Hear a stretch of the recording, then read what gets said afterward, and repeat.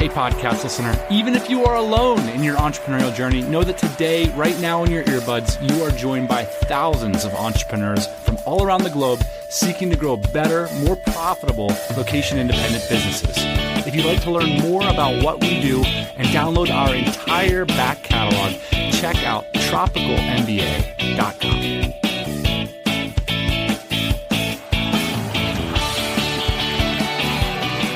We had an episode a few weeks back with Greg Gerber, and you remember the one I'm talking about? I do. I was listening back to the transcript of this conversation, and he said something that was like kind of a tire screech moment. Like he dropped a kind of a bomb and then moved past it. And I want to go revisit that right now. So the context of the conversation is that Greg had just finished speaking with handfuls of the listeners of this podcast. And I was sort of like, well, who are these people? Like, what's going on with them? You know, like that kind of question. And here's what Greg had to say. There's a lot of people who are in like service-based businesses or are like in coaching or in providing some kind of a service. And maybe they have like a skill set.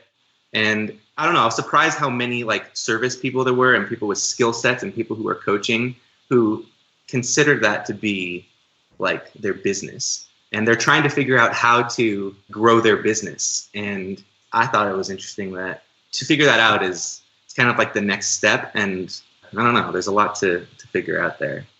Ian, I thought today maybe we could reflect on this insight just a little bit because it resonated with me. And it's something that I'll call it today the services problem. The services problem is simply this.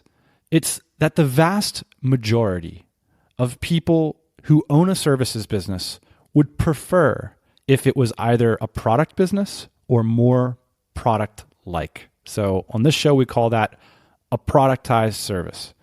And I thought it would be cool today if we could sort of go over the elements of the services problem and talk about some strategies that you could use to solve it. This came up really early for us, Dan, this idea of services versus product. You and I, we used to work at a company together.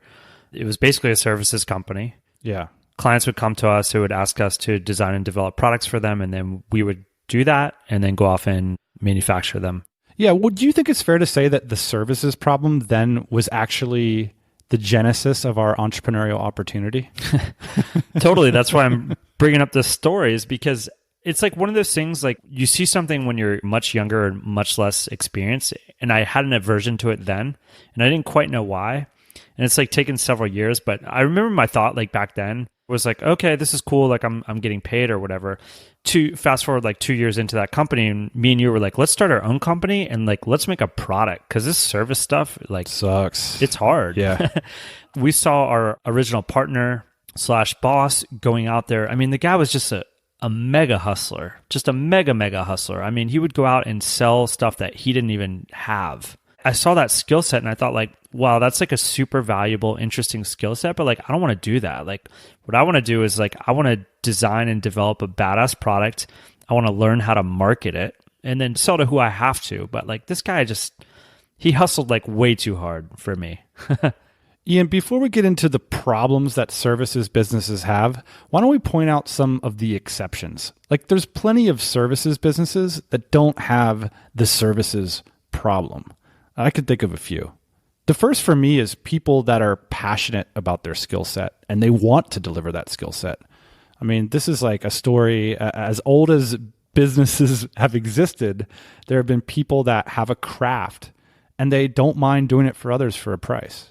Yeah, like the other day I met a firefighter and somebody was asking him like, oh, isn't being a firefighter boring? Like you got to solve the problems of the everyday man. The problems, the emergencies. Yeah, like my house is on fire, my kid's choking, whatever it might be. He's like, no, he's very excited about his job because for him, it was an exercise in problem solving and solving different problems every day. So he gets up and he solves 20 problems and he never knows what they're going to be. Yeah, there's a lot of technical consultants that are like this. You know, they love figuring out computer programming problems, for example, and they don't mind being the hired gun that, you know, gets to move to a new technology or a new company every few weeks or months and, gets to get engaged on a new project. There's also certain services companies that have like a sweet little niche, like a back corner, like a profitable cash flow. That's like, it's very often the case that like there's a large entrenched client that you have that just comes to depend on you so much that you can basically just bank on that paycheck every year. Rebuilding air-cooled Porsches. That's one of them. There you go. It's like there's only a couple people in the country that do a good job building engines. And if you want that kind of performance, you go to them. Ian, let's talk about some of the problems then. Let's dig deeper into the services problem, because that original business that we worked for, it wasn't a small thing. I mean, there were probably about 30 employees at this business. It's a multi-million-dollar company. It had a management team. It had senior leadership. It had a sales group. It had a design group. And so we're talking about a well-constructed, well-run company with a good service, I'd say. Lots of long-term clients. So Dan, here's what I saw when I was there, and this is the reason why we decided to develop products. Clients were coming to us, and we were making products for them, essentially. I mean, every time a new client came to us, we would have to make a new product. And my thought, which turned out to be very profitable and a good one, was let's make one product and go out and market it to a bunch of different people. Yeah. I got to the point as a designer in that process where I was like, oh my gosh, every time I sit down at my desk, like every 3 or 4 or 5 days, like I have to start from scratch again and like re-engineer, of course, using my expertise, but like re-engineer a new product. And I'd say like every product I designed got better from the last one, but I was still having to sit down and like basically reinvent the wheel every time. And that was a tiring process. It's like all of the energy of the employees went into the business structure itself. So instead of like making better products that were cooler, like a wider range or whatever, like all of our energy went into the management structure, like our processes, our SOPs, like how we manage our workflow. Like that was our asset. And the problem is like at the end of the day, that asset just isn't worth all that much. Which is also the reason why services businesses generally, when they're for sale, command a much lower multiple than a product-based company. That's right. You said something, though, that's really important, Dan, which was all the innovative energy went back into the organization. And I think that's important because one of the things that we learned when we were developing products at this physical product company that you and I started was that many of our products had a version 9, 10, 11, 12. So all that innovation actually went back into the products, whereas before it went into the organization. It's also worth mentioning that these businesses tend to be extremely dependent on the owner. And I know there's lots of services entrepreneurs listening to this, and they're probably saying like, heck yeah, I'm working real hard. Well, that doesn't tend to go away at the multi-million-dollar mark, at the 30-person mark. Even if you bring in a management structure, even if you bring in, I would go so far to say, even if you bring in a CEO, these businesses ultimately tend to depend a great deal on the owner of the business. And ultimately, the cost structure is incredibly high for most services business.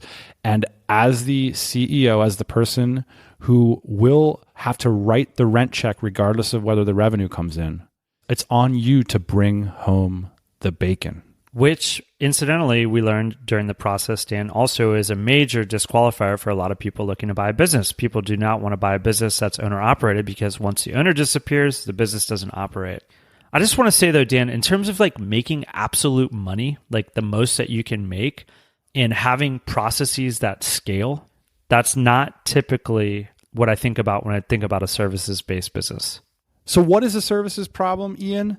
That many of the listeners of this show share our suspicion that they ultimately too would like to transition from a services-based business to a product-type business. So today we're not going to try to make that case. We're just going to point out that we see this. I see it with entrepreneurs that are literally making $2,000 or $3,000 a month, and I see it with entrepreneurs that are making over 6 figures a month in sales, Ian. They share the same fundamental belief that ultimately they should transition to a more product-oriented business model. So today, if you find yourself in that position, we're going to talk about 3 strategies and 3 personality types, 3 approaches to addressing the services problem. A few days ago, I was at a search engine optimization conference, and when the speaker from stage said, how many people in the room use Ahrefs.com to rank their sites #1 in Google, the entire audience of hundreds of SEOs raised their hands. Yes, Ahrefs.com is a tool that is synonymous with ranking your site #1 in Google. It allows you to uncover what people in your niche are searching for and how difficult it might be to rank for the all-important #1 spot in those searches. Better yet, it helps you to uncover little-known niches of profitable terms that will drive customers to your business. So go to Ahrefs.com, that's Ahrefs.com for a free 14-day trial. And during that free trial, you'll get access to all of their tools and data for 2 weeks at no charge. That's invaluable. And Ahrefs is also offering one lucky TMBA listener the chance to win an annual subscription valued at over $2,000. To enter that draw, just share this episode on Facebook and let us know about it. Thanks again to Ahrefs.com for sponsoring the show. So Ian, the first strategy is, we'll call it Services Sam. Because why not? Because it's a TMBA podcast. Let's create some characters. Services Sam is the personality that believes that if they're a better entrepreneur, their business will be better and it ultimately will help them to achieve their goals. Services Sam decides that he is going to become the ultimate entrepreneur, is going to grow a great organization, is going to learn how to double, triple, quadruple the prices, increase the size of the client, and grow a truly great services business. Services Sam believes that there's a way out of the services problem. That if you just grow a better business, that the services problem will ultimately go away. Why? Because your profit margins will be huge, or because there'll be so much profit that it'll ultimately wash away the services problem. The reality that maybe Services Sam doesn't see or doesn't care about or whatever is that I don't think the services problem goes away. I mean, you may be able to transfer it onto other people. But again, this is an inherent problem. Like if you're having a hard time enjoying running your services business, it can be hard to recruit and train top level talent to do it for you. Because again, it tends to be the case, the higher level your clients get, the more demanding they can be. I know on the internet, there's a lot of people that say, oh, double your prices, like go for the sweet corporate clients or whatever. That has not been my experience. It has been my experience that you go higher market and the clients are tougher. There's more regulation. There's more at stake. There's more paperwork, just basic stuff like how to interface with these big. I mean, we worked with big companies like Starbucks, Petco, and it's hard to work for clients like that. Dan, I've seen, and I'm thinking of a woman right now. She runs a services-based business. It's basically, essentially a consulting business. She's on the road 300 days out of the year, and she makes over $500,000 a year, and she has a very limited team. Number one, decide, is that what you want your life to look like? Number two, decide if that's good money. She hasn't figured out a way to scale that business necessarily, because what happens a lot in these service-based businesses is that your revenue is directly tied to the amount of people that you have in your organization. So as your services scale, or as you add more services, as you service more clients, you're going to need more people to service those clients, most likely. Now, in a product business, you're selling 10 products. It takes a massive amount of overhead to fulfill those products. You know, you need machines, you need fulfillment, whatever. It can be quite capital intensive. But once you reach a tipping point, and that might be selling 10,000 products, that might be selling 100,000 products, your profitability starts to increase. Not necessarily the case with these service-based businesses, where the more you fulfill, the more it actually costs you. So I haven't actually seen profitability go up necessarily with the service-based business, but I have seen it go up a lot with product-based businesses. I think the consulting Connie persona, let's just give it to her. I think she's an interesting one because I've seen this a lot with not only high-powered professionals, like in business consulting, in law, professions like that, but I've seen this with entrepreneurs too. And there's this sort of idea that once you get to that level, that maybe you could like reduce the number of plane flights, that your clients will engage with your team a little bit more. That's tough. That's really tough at that level. Again, we're not talking about like a $20, $30, $40 million company. What I'm thinking about right now is like $10 million and below companies. That's sort of what I've seen, Ian, and that's what I know about. And I'm telling you, like if you're out there on the road bringing home $4 million of sales a year, it's going to be really hard for you to get out of that position with your clients. If you think it's hard when you're making $3,000 a month, just wait till you're making $300,000 a month. Essentially, Dan, I think we could be criticized here of shitting on service-based businesses. Yes. I think that would be accurate at this point. But here's the thing. I think any business that you're running that promotes personal and financial freedom, any business that you're running that allows you to spend more time with your family, any business that you're running that allows you to get out of a job that you don't want to be in, that's a great business, okay? But the point being here is that I think we've had the opportunity to see a bunch of different types of businesses, service-based businesses, productized service businesses, product businesses. And one of the things that I've realized over the years is that there are easier ways to make a dollar. And so you have to figure out what your skill set is, what you want to be working on, the projects that you want to take on, what you want your business to look like. Because ultimately, Dan, we could start any of these types of businesses, right? Right. And there's negatives to all of them. Just understand that you get to choose when you're starting out as an entrepreneur. And so what I think you're saying about the services-based businesses is like, there's an opportunity here to pivot into something like a productized service or into a product. If you want to spend that energy, though, building your services-based business, we haven't seen it work out super well at scale. Exactly. And I don't want to shit on services businesses at all. What I want to do is point to an intuition that so many listeners of this show have about their services. And I want to underline it and say, if you're uncomfortable with it now, just ask yourself how you're addressing it. Is scale, is a proper organization, is better clients, will it address the suspicion that you have about the problem? So let's talk about one strategy that services entrepreneurs do take to try to add a more product element into their business. We'll call this approach personified by productized Pam. Productized Pam has a big challenge, Ian, because running a product business is fundamentally a different skill set than running a services business. And to me, it really emphasizes marketing over sales. Are we all clear on that distinction? I'm not even sure if I am. I think so. Yeah, I can just probably clear it up a little bit. But essentially, when you're running a services-based business, like what you're having to do is you're having to go out there and you're having to sell your services to people to bring them in, to attract them. When you're running a productized service business or when you're running a product-based business, you have an established product. So what you're doing is you're marketing that existing product. Now, you might be doing some sales, Dan, of course, but you have something that you can actively market to people. So many of us get into services because we're good at what we do and we can turn conversations into money. We can turn people's problems. They come to us and say, I can fix that for X amount. My team can fix it. My company can fix it.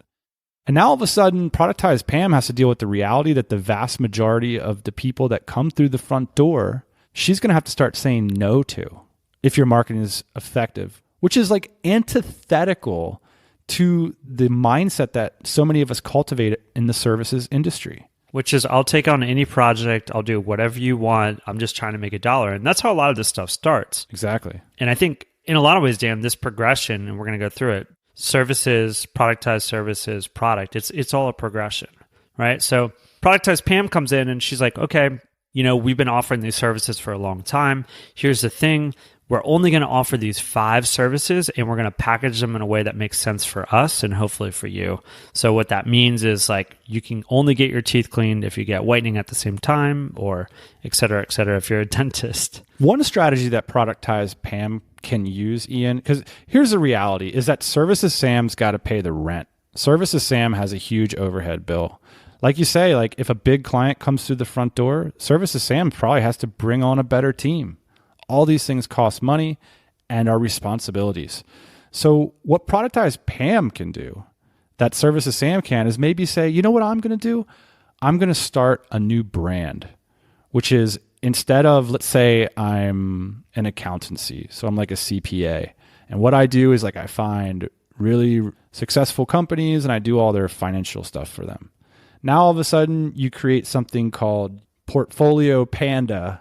And like all I'm going to do is like put all your investments into our portfolio and send you a report about it every month. This is a product for small to medium sized enterprises, Portfolio Panda, trademark. And the reality is you can say, well, this is going to be $750 a month or whatever. And you can present this to your services clients and see if any of them would be interested in having a clarity around a deliverable, as opposed to, every time we send you an email, we expect you to react because you're our service provider. So I think that's just one way that people can put their toe into the product waters without, completely sacrificing their services revenue. The reality is that it's hard to turn away revenue and responsibility. In some ways, the people that recognize the services problem earlier in the game and transition to product before they have a lot of overhead, they're in a better position overall. A little inside baseball, there's a story like that reminded me of Greg's quote and inspired this episode, Ian, is that I was like, man, I know so many services entrepreneurs that have the same intuition as you, but because they're doing well, they didn't have the ability and bravery essentially just to go out and start launching products. In my mind, Dan, and getting back to this thought that I had about progression, the idea that you get to a product generally comes from providing a service. So services Sam, right? You're delivering a service to people, and then productize Pam comes along and it's like, hey, let's streamline this operation a little bit. Let's get rid of the clients that don't make a ton of sense. Let's put a product in front of them. Let's hopefully get a catch-all so we don't have to run around with our heads cut off. Let's streamline this operation. In a lot of ways, it makes sense. This could mean less revenue. Absolutely. It's probably going to mean less revenue. I mean, if you think back to when we were in that services business, we took the same essential IP, the same fundamental capabilities and skills, and we turned it into a product company. It took us 5-6 years to get back to the same level of revenue? Yeah, sure. But then it scaled much faster after that. That's the promise of this structure, right? Is that yes, it's going to knock you back, but then you're going to have a scalable process. You're going to have a repeatable process, and you're going to have a much more profitable process. And eventually you're going to have a process that you personally don't have to be a part of. Of course, these are sweeping generalizations across the board, but I feel that it was a lot easier to have other people run a product-oriented business than to have them run a services-oriented business. So finally, Dan, let's get into Product Pete. What happens eventually? While we're on the topic of generalizations, one of the archetypes of a Product Pete is the self-assured, confident surveyor of the entrepreneurial landscape. And they have a nose for the services problem a million miles out, and they don't get involved in any of this stuff. And the reality is that in order to do that, Product Pete's got to make some sacrifices. He's not going to be able to make money, maybe even the first year. I know that's crazy, but products can take a long time to get traction, and you can have a lot of missteps and lose money, waste time. Services Sam is basically saying, hey, I never have to lose any money. I can make money first out the gate. I can not work for somebody else. And Product Pete is basically saying, I know where that goes. I think that that's a trap, and I'm going to do everything in my capability to stay out of it. And whatever I launch, I'm going to own. It's going to be a product, and that's the end of it. Do you think that's a fair characterization of Product Pete? Yeah, I think that Product Pete has a lot more risk and liability up front. So Product Pete maybe orders a bunch of inventory. Product Pete maybe develops a piece of software. But here's how you mitigate that risk, Dan. And I think you said, Product Pete ultimately doesn't want to be a part of what Services Sam is up to, but there's a good chance, in fact, most of the situations that I see, Product Pete was at one time Services Sam, just decided to pivot, which is what we did. And the reason why it's important that Product Pete was at one time Services Sam is because you actually have to understand what the problems are that need to be solved in that industry. And I think Services Sam's does a great job of outlining what those problems are. The difference is that Product Pete doesn't stick around to continue to service those clients in the same way. He turns those clients into customers, some of them that have recurring revenue. But there's this huge risk, like you said, in developing these products, especially if you're not in the game. So I think what a lot of new entrepreneurs do, I think what a lot of unexperienced people do is they can see the trap of Services Sam, and they can also see the opportunity of Product Pete, but they get in and they don't understand the market, and then they spend all that time and money up front, and then their product bombs, and now they don't even have one customer. Ian, here's one potential implication of this episode, is that if you're running a services business and you have a sense for the services problem, then it follows that it might not make sense to try and improve your services business or to scale it. It might make sense to leave that money on the table. I know that's kind of crazy, but I kind of want to mention it just as like a thought experiment. I don't want to advise anybody to do that. I just want to suggest that might be a smart option, is to find a way to like accelerate your experiments with productization and with products while paying a minimal amount of rent with your services income. That's spot on. And everybody has to decide for themselves where they like fall into these categories. Again, like I don't want to say that services SAM isn't right for some people, but I do want to say the people that are optimizing the most for exiting from their business, the people that are optimizing the most from making the most money, these are generally people that move towards things like Productize PM are doing or like Product Pete is doing. So it just really depends, Dan, what you're trying to optimize for. Again, I want to bring it back to that story. Firefighter loves his job, loves waking up every morning and solving different problems. And he does that through the service of firefighting. It can depend on like how amazing your services is and how your clients treat you, right? Totally. One of the things that when I think of a services business, it's like much more mundane stuff than like saving people's lives. It's pretty awesome. But when you talk about like serving corporate clients and stuff, which is what I was doing, I got treated like crap. I really did. And it was about a life of kind of kissing ass and like speaking in a bullshit sort of way. And I really mean a bullshit kind of way. Like there's this way of writing emails to clients that you sort of like, there's a lot of passive aggression. It's not like, one of the things I love about Product Pete is he can be a true believer. It's like, I built this thing and it's great. And if you don't want it, that's fine, because there's billions of people on the planet who don't want this. All I need is a few thousand people who do, and it's great. And like, that's kind of a cool way to run a business. Yeah, I think it all depends what you want to do, Dan. I'm just thinking about my own experiences. One of the things that I do just for fun is on-track driver coaching, and I generally don't charge for this, right? But I could very easily charge for that. And if I wanted to turn that into a product, it would be like a website, it would be a school, it would be like all this overhead. And I'm like, you know what? That's not really interesting. What's interesting to me is like getting in the car with somebody, helping them in one day to improve their skills greatly, watching them walk away with a smile. So I can really identify with those people that like their services businesses. But for me, it just doesn't scale. Well, Ian, I'm glad you joined me on this speculative journey. This is the beginning of the conversation, not the end, or help add to this a little bit. Flesh it out if you have some experience that you think could help other entrepreneurs on their journey.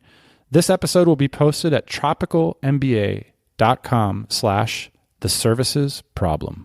Dan, I will see you next week. Cheers, man. Hey, thanks for listening to the Tropical MBA podcast. You can go to tropicalmba.com, get access to hundreds of back episodes and all kinds of other goodies. Load up your iPod. That is the cheapest way to fly business class on your next international flight. We will see you next Thursday morning, 8 a.m. Eastern